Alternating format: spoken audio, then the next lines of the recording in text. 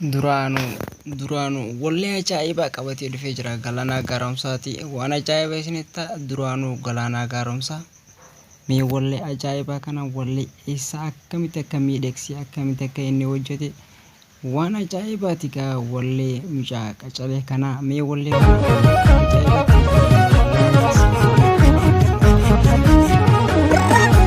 karra shaniinaan hiittola seena galma qabsookee warra seena nanna fiduufan dhufee handhuura siifan ijaara galma haraara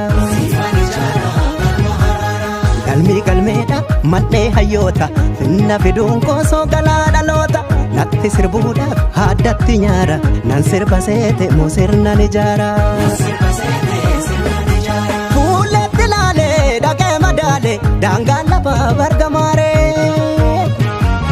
haati dhiiraa waylamaaree walirrattuume waliif nuume mormii mataa dadhabaaree mormeet firaa wal dhabaaree gagaa hin sooratu baandama yoo hubatteef dubbiin sun lama qalbeeffannaan dubbiin kun lamaa jedhe galaanaa gaaromsaa. Haa ta'u garuu galaanaa gaaromsaa ammallee waan tokko irraanfatee dhufee jira.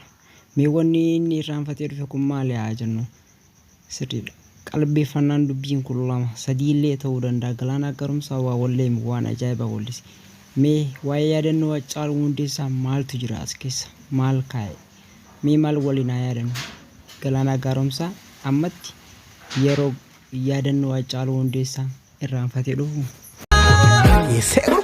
Duraanuu wayyuu edaanuu duraanuu sababni miidhama kooti miidhaga keeti duraanuu wayyuu edaanuu duraanuu sababni miidhama keenya miidhaga keenya duraanuu duraanuu duraanuu duraanuu duraanuu duraanuu wayyaa jaasanii funaanuu duraanuu duraanuu duraanuu duraanuu duraanuu duraanuu gaara dugdoo sitti naanuu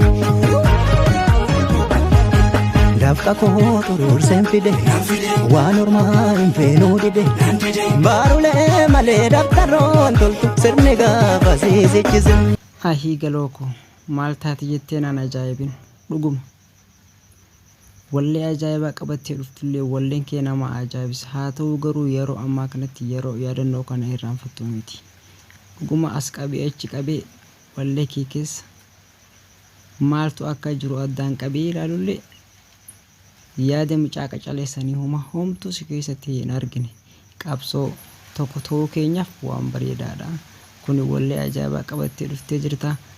Galoo mee irra deebii ammallee irra deebii of ilaali anillee siin ilaala. Mi'atis maaltota Oromoon kanarratti maal jedha?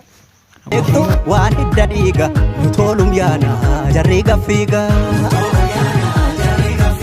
riqicha dhiiga galaanan jeetu godaan isaa koosoo madaadhan seetu inni si nyaate nuufuu gugguufa borno jiniinu farraanu suufa addaan baafadhee yoon si ilaalu inni si nyaate boru nuufis nu suufa eeyyan namni haccee nyaate boru suufis ni suufa hacceen nama irraanfatamuu maluu miti baga yaadatte yaadannoo kee anis as qabee achi qabee addaan baastee adda qabdee natti himuu qabda jedhee nattaa sultaana kabeekee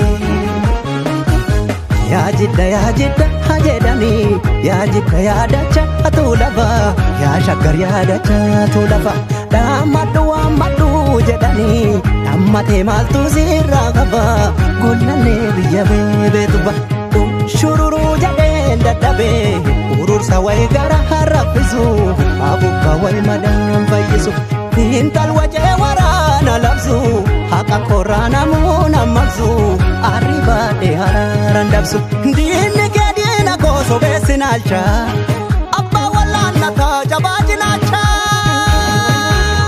yeessee gurba duraanuu wayi edaanuu duraanuu sababni waa dhaba keenya wal dhaba keenya duraanuu wayi edaanuu duraanuu sababni danqama keenya wal dhaba keenya duraanuu duraanuu duraanuu duraanuu duraanuu duraanuu wayyaa jaasanii funaanuu duraanuu duraanuu duraanuu duraanuu duraanuu